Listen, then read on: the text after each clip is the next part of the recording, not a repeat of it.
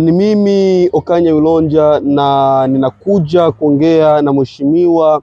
Kwa majina unaitwa nani mheshimiwa? MK14 Petit Noir Tokose atenda maoli kwa kabake bana shaka sonte maji madini halali. Sasa unaonaje venye vijana wa Kikristo siku hizi wanaweza kuvaa mahereni? Wewe kwa muonekano wako vile hiyo inaonesha ni sura ya utakatifu kama vile Ukristo, ama ni njia gani kwa muonekano wako vile? Kwanza naweza nikajibu hilo swali kwa haraka, lakini naona kwa upande wangu inaweza ikawa ni vizuri nikijibia kutokana na maandiko jinsi yanavyosema. Hii inaweza ikawa ni vizuri sana ili watu wapate kuelewa. Kwa sababu pengine nikisema niajibu kwa jinsi mimi ninavyojisikia, tunaweza kuja tukavutana bure. Na naweza nikatoa neno fupi kutokana na kutoka kwenye kitabu cha Timotheo wa kwanza 9:2 mstari wa pili, au tunaweza tukasema 2:9 kwa kifupi.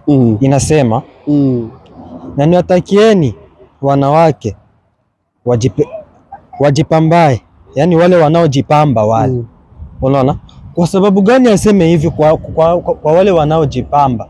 Maana tukisema usio sana ni wanawake huwa wana tabia zile za kujipamba. Alafu hapa akasema kwa namna inayofaa mavazi yao yawe yanayostahili. Hawapaswi kuvutia watu kwa kutengeneza nywele zao au mitindo, yani kwa mitindo. Hii hapa ni Biblia inayosema hivi, sio mimi. Kwani ningesema ita kwamba nilijibu kwa haraka au tu kwa fasaha, pengine ningekuwa nakosea. Na ndio maana nisema inaweza kuwa ni vyema nikiajibia kupitia nini? Maandiko. Hiyo somo sio kuimalizia, nimekata kwa sababu tuko kwenye kipindi. Na mwingine anaweza akaendelea atapata uelewa zaidi sana. Kwa sababu sio vizuri mwanamke kusema eti kwamba afanye kazi ya urembo nini. Kweli hatujakataa, lakini urembo wake huwa kwa namna ya heshima. Usikuwa urembo ambayo anauvaa kwa njia ambayo sio ya nini, ya heshima. Tukija tukisoma tena kwenye hii Biblia ina nafasi nyingine imekataa. Unaona? Hapa kwenye kitabu cha Kumbukumbu la Torati 22:5 kitabu hichi kimesema ita kwamba wanawake wasivae nguo za wanaume. Yani imekataa tena wanawake kufanya nini? Kuvaa nguo za wanaume. Alafu tena ikakataa hapo tena kwenye hicho kitabu cha Kumbukumbu la Torati 22:5 imekataa ita kwamba haipaswi mwanaume kuvaa nguo zimfasae nani? Mwanamke. Kwa hiyo imekataa kuanzia mwanaume astahili kuvaa nguo za kike na mwanamke astahili kuvaa nguo za kiume.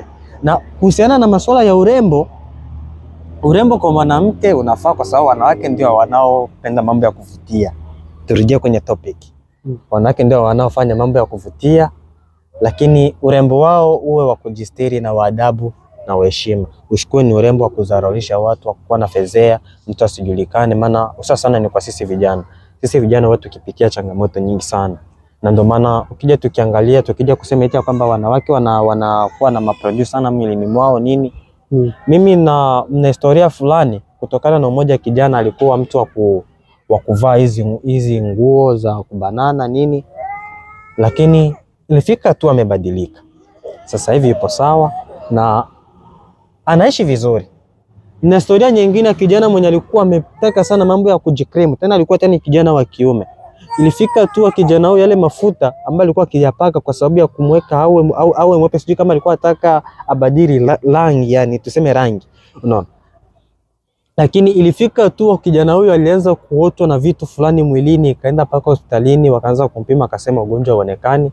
Lakini ilifika mwisho wa siku kwenye mwili wake kwenye kivimbo fulani kumebatika kutoka kanamna fulani, sijui kama tukazungumze ni uzi au sijui ni nyaya za mwili. Yani nilishindwa kueleweka kama kimetokana nini. Yani bora tu ingekuwa hata ni usa.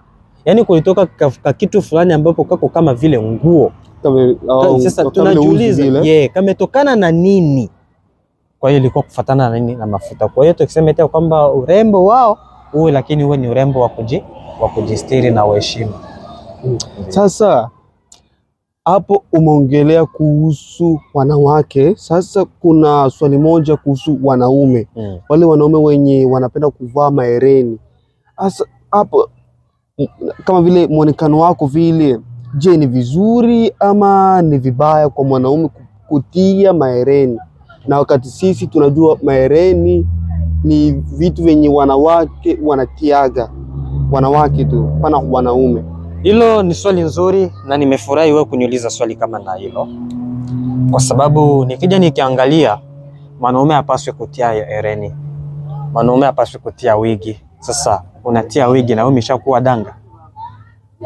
Au kwa sababu tukija tukiangalia kwenye Biblia imezungumza ita kwamba hata wanawake kipindi ambacho waliamrishwa waanze kuvaa vitambaa ilikuwa ni kutenganisha wale wanawake wanaokuwa kwenye mambo ya dunia, hususa kwenye anasa za dunia zile za kujiuza kimwili, kutenganisha wale na wale wanawake waliofanya nini, waliokubali Yesu Kristo. Ndio maana kumekuja sheria ya kufanya nini, ya kuweka vitambaa, ilikuwa ni kuwatenganisha.